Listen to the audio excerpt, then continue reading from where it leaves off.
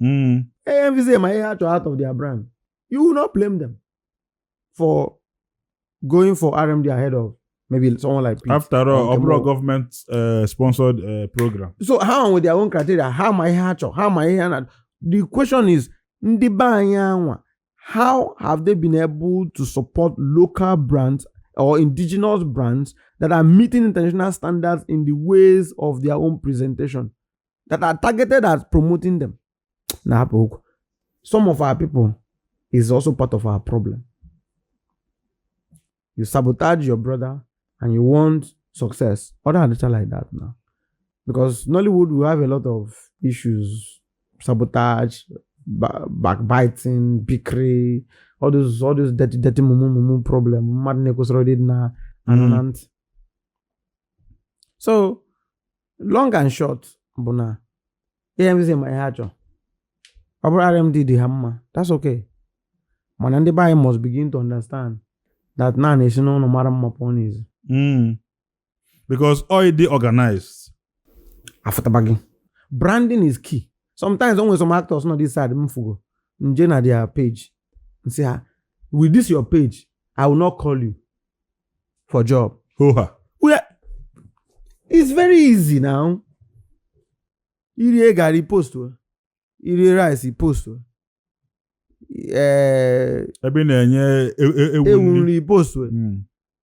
I won't take you serious now. Branding is we live in a generation where CV now is a social media platform.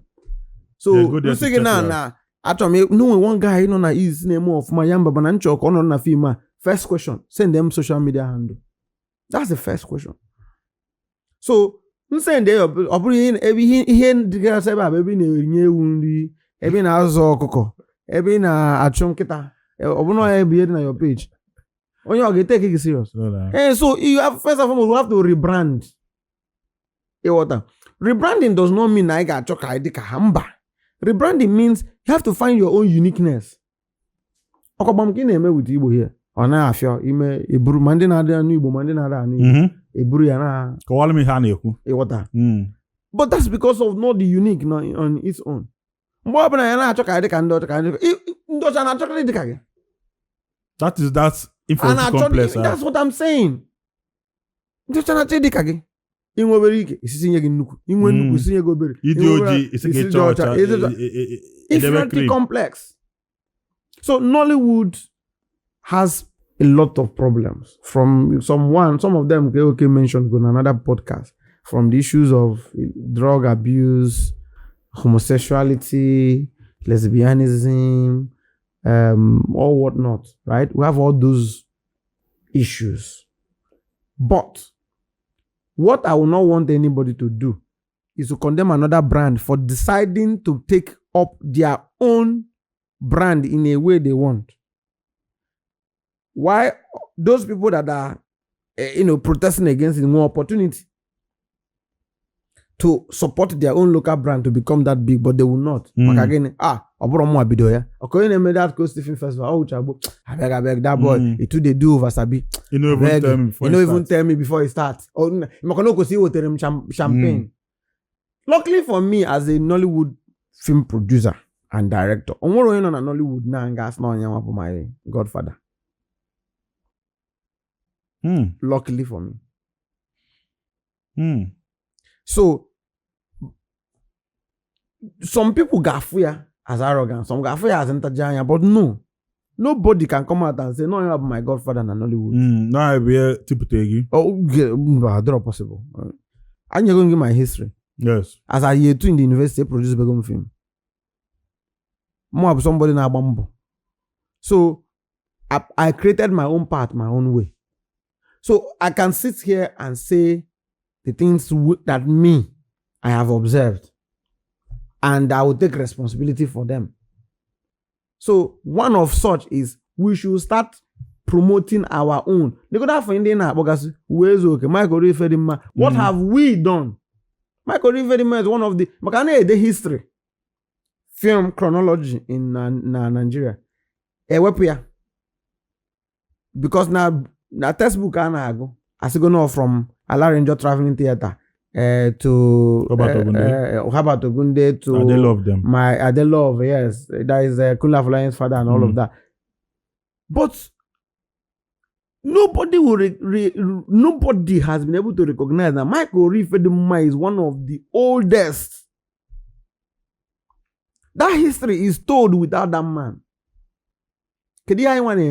And he played a major role. A very big role to the rise of Nollywood, to the rise of the creative Nollywood, let me even call it. He played a major role. Man, have you ever been Ego theater arts? I want to go and go Katana theater arts. If Akuzeregi Michael Orifedimma on the expedition or Michael Orifedimma on the ventures, what he did, he omen on it. Oh, Herbert Ogunde, coach, were no all. So, I as our own. To project our own, our very own. Our own. Na apụ nke bụ eziokwu bụ na onwe na blame yourself. It doesn't go off. Take responsibility. Yes. It doesn't go off. The mother respect back. That's the truth. It's just open a festival and name na Lagos.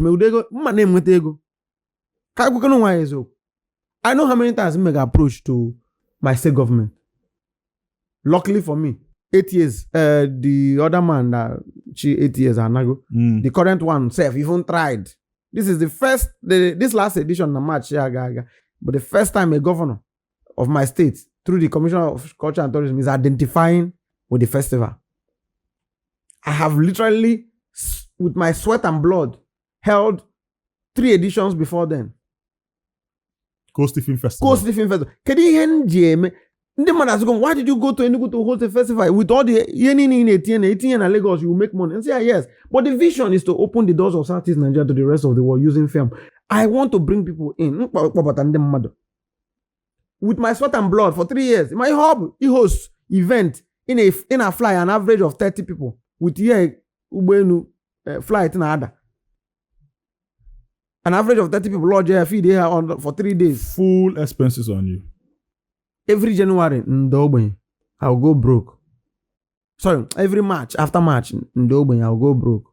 None host festival. Sometimes I have Njidowo. Must I do it? No. But one day, I was pissed. I was angry in my soul. I said, can't decide buying and make all these films, but there's no single film festival that is active. I didn't want to host a festival. I did not have that strength. Tony but I host to Enugu International Film Festival once, I think in 2006 or something. So I made this thing. I didn't want to start my own. Let's reactivate it.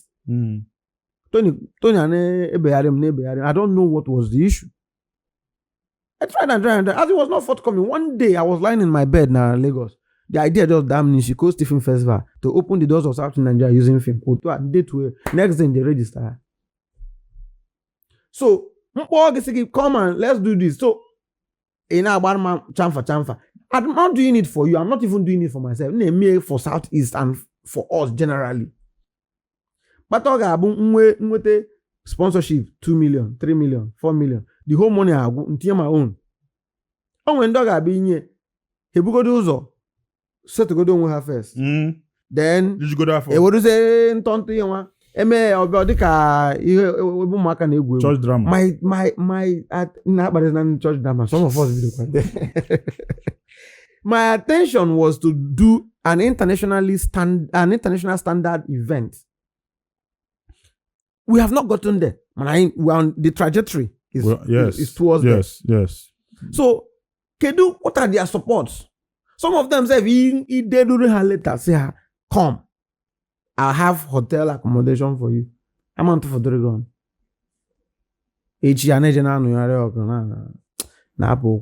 We must first and foremost blame ourselves, correct ourselves. Those good ideas. Then I know, but as I want you go for now. I don't see it. I will still come back to your film festival because I was part of the last one. But before then, Kamo Kusugodi Maka Yoruba and Igbo dim no obi ọfụma because I had an wog. enwere ndị Yoruba na-eme anyị nwa bụ ndị Igbo sometimes was inyomi. Yoruba has found a way to sell their stories. True. Look at somebody like me now. Okay, they come. You could have come by Netflix. Nekli jagu. But nah, go subtitle. Ne follow. Kule eme ijobo. Na go subtitle. Ome anikolakbo subtitle. Funke akwankia na go subtitle. Ekile mketa beast of different world na prime. Subtitle. They are selling their stories. They are selling their stories. Not just their story, their language. Their language too. And then you are an Igbo filmmaker, like indigenous Igbo man. Our Afamefuna. A story told by Afamefuna was directed by a Yoruba Kashum. One name okay. Can you imagine? Na Yoruba land. Can you imagine? Onye mba ọzọ bịa kọọ maka ịgba boy. Emegụkọ m akụkọ gbasara ịgba boy mana ọ na series ka mme ya. Okay. Ịnọ na ya? Yes. Eza and company. Yes. Ịnọ na ya? Yes. See, iyi ikwu kịta bụ eziokwu. Ka anyị gwa nwa eziokwu. The problem of Igbo filmmakers bụ na ndị izizi bụ ụzọ ji ego bata na ya wee mewe film fụta ya like a trade. Most marketers bido mewe this film fụta to ya as trade. Like he produce one film now oneka olete, you know, because most of them she from electronics where banyile film. Okay. After Kenneth Nebwe me living in bondage or golf man. Yes, so most of them wo bata ya. Urukwa anya anwa ha je electronics. Iman electronics be to bata 20 television. E count ya. Ego ni na-enwete from each television. That's the habata with the mindset of trading. So you blame her in a way. Man, some of them they mention Bundi gas school. Some of them specifically art school. Some of them like Kule, for instance, banking and finance go sepota. On a banking sector. Shini apota ga New York. Film academy, they made short course. Mpaya bukwe filmmaker before. Yes. On our batia with the mindset of not just the trade, but the art. Passion. And then the passion to sell. So on with particular vision, dia nuche mbona abata. TK them, Tunde Kelani them. Another very staunch Yoruba filmmaker named Ezigbo Film. Mo Abudu, for instance. Yes. Well, Nona Oil company as a PR. Public relation for a long time. So mbona abatakwa. All that na the only way to entice the world is to tell cultural stories. Well-made cultural stories. Let's even tell ourselves the truth. Jago na jago na maybe Igodo. Ijele. Egg of life. The difference is in the quality of the work. Imeyari Igodo today. Wori Igbo swaya. May or the ma. Mana maybe OJ we come and interest. Because when we go calculate the 1 or 2, we get 100 million. Ha, na je kwa 100 million for 1 year. Na ego le kan get ngete dey. Na. Hope you calculate open off for the profit. Or simba dey ka je hotel also. Do you understand?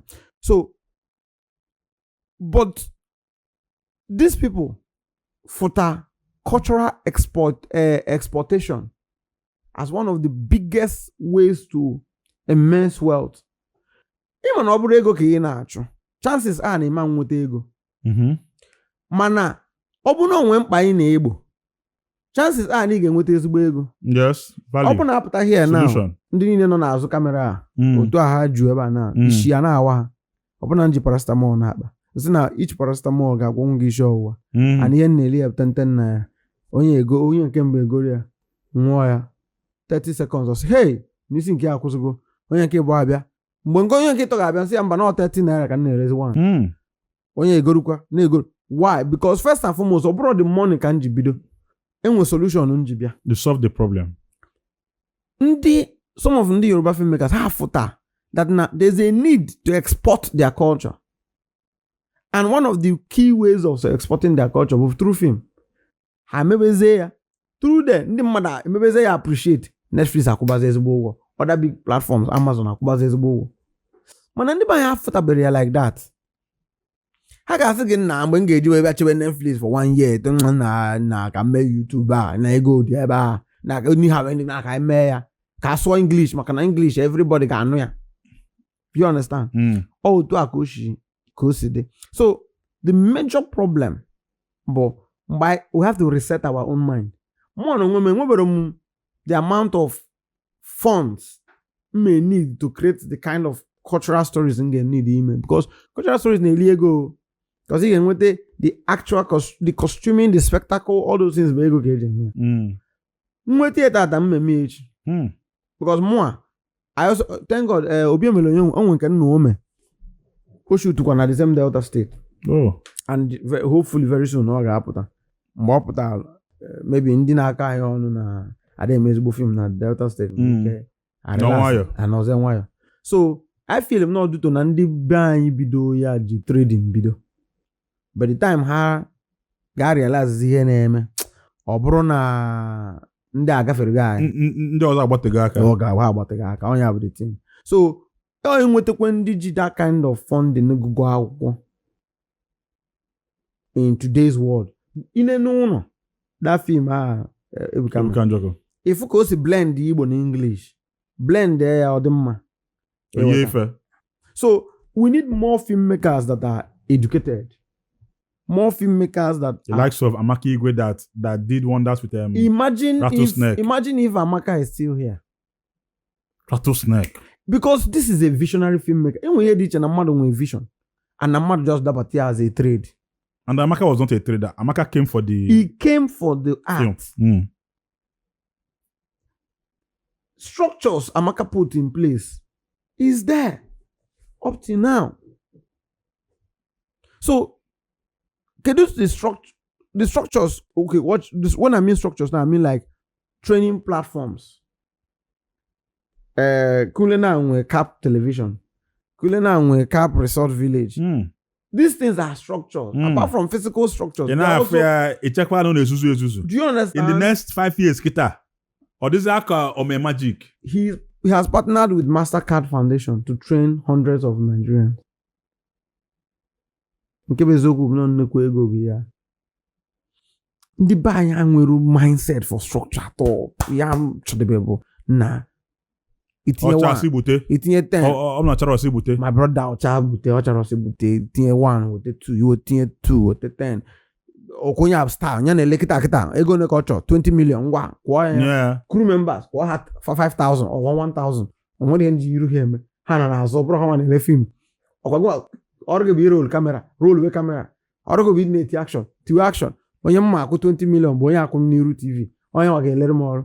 That's some sort of mentality. No structure, no deliberate attempt to build something that will outlast them. Oh yeah, but there's some people who can say we built Nollywood in our church. But most of them na church because in a cine build Nollywood how in a art film na go or in a film is that how you built Nollywood? I'm one and say I built Nollywood na Cape Azwa. My brother, I'm more but anyway, a lot of people now built Nollywood as an actor anyway. If it's a filmmaker, it's build in Nollywood. How? From the past. Yeah. Or makanunu me film yes. Or ni art film akwogo. Or kedi be hanwa. It does not give build in Nollywood. Building Nollywood bụ na mpụta tinye film festival were ego m na-arụ ọnụ ya. On that platform, and with so many people with the go breakthroughs, trainings. I bring people from outside to come and train, create platforms for networking. The younger generation and how to link up with the older generation, where to go, where not to go. Meanwhile, when I no build in Nollywood, if you're an aspiring actor, you don't even have access to a director. I'm near director. Pure. I have 2 film schools One in Abuja, one in Enugu. Abuja Academy. Abuja Film Academy. Abuja Film Academy and Enugu Film Academy. I'm training the next generation. Some of them sometimes we do free trainings. That is building. In years to come, those people now will come up and they are happy with me. Man, I need to get the structure you put in place. Funding is to take us. When you say you built it, it means no one going to hit you now. Mm-hmm. There's a structure. Without human structure, physical structure, any kind of structure. If it is just that you earn from it, on the contrary, my brother, my sister, you actually took from. Yes, there was a structure that paid you. Yes. But so let's be clear. You're not even an employer of labor. You were an employee. You are an employee. So many of people that majority of them across board. So for me, it's a muku. For some of us now suffer now to put certain structures in place. We are actually contributing more to building Nollywood. Yes. Than a lot of other people that claim to have built Nollywood. Yes. Yes. And when one night working on a Charles of Play. Charles of Play Network. Charles Okoronkwo. Charles Okbaleke. Sorry, Charles Okbaleke. Sorry. On a mecha, and I'm seeing the attempt. You know, he on a try to reverberate the old stories. They're gonna with living in bondage. That was a success. Man, people are after all the success with Naked Pretty Serpent, Glamour Girls. They're gonna. What do you think about that adventure? If you know a missed priority call, when also feel is there a better way for, because I all the call better with the funds and resources. Do you think no way one them meta call no meta man no way who need him just Ganiru? Charles is a very innovative filmmaker and businessman. Continue to. Yes, Living in Bondage was a success. The other two, like they said, Agbo as much successful as Living in Bondage, at least by reception of the audience. However, EM feel ibuna on post na DJ platform some days ago. When writers, hundreds of writers are saying, I have fresh ideas, I have new ideas. DJ go and I say, let's remake what has been made. It's a good idea. And at the same time, not so good idea. Two things. One, it's a good idea because some of us who watch go with the film now draw with the quality of the film, the poor. Now have opportunity in the same storyline in a better, well-made, or should I say, better picture, right? But my problem with it is that now, the moment he may remake, and let me also point that currently now, Lancelot Odu Emerson is remaking Isakaba, Oshu to Chago, on Impost. Okay. And I'm afraid, because Lancelot, like I mentioned by video, somebody not respect very well. Egunatum, because I will not want a Sakaba remake to come out and not meet up with the hype and the standard that we film in buying they take. Yes. I can just say Egunatum because also somebody don't respect it. I try to make a situation where that would dent what his legacy. Thank you. Someone like me, made that kind of film. Man, remake. Untouched. Ọ ka mma na ndị mmadụ na-ekwu na-emegharị film akịta ọ ka mma na ndị mmadụ na-ekwu ya dan na njezije remake ya ọpụtara ọfụma ekpere m bụ ka ọpụta ọfụma because ọpụta ọfụma is still a good thing, right? But like, because that's like one of the biggest projects Omego. Yes it is. Then backtrack a bit based on nke Charles bido ya ọfụma, but ọ bụ na m bụ Charles may one or two nkupu, because by the time you do maybe people will now start putting eyes for me, like for instance Glamour Girls, NNHM Glamour Girls Oh my God. Compared to what we saw. Exactly. Maybe because now I just you mark a watch. Now I just okay. Plus now I ain't got idea of filmmaking and content. Maybe. But apart from living in bondage, the other ones we go today. So pretty serpent too. Let I go. Life on the character. Yes. So we expected that life from. There was so many. So for me, asim kuo nkebezi okwu bo. Ma say happy remake for now. Me with fresh ideas. I want to go the yes, the attention. Me with fresh ideas. A drum, in my own opinion, have remake me with fresh ideas. Even Igodo may have walked pempe. You know, some bunch of 7 people going into the bush to go and look for something for knife. As simple as that. You know, but now I don't know how people are going to receive it. All these Gen Zs, now what are these people doing? Running around. Go that ultimate search. Do you understand?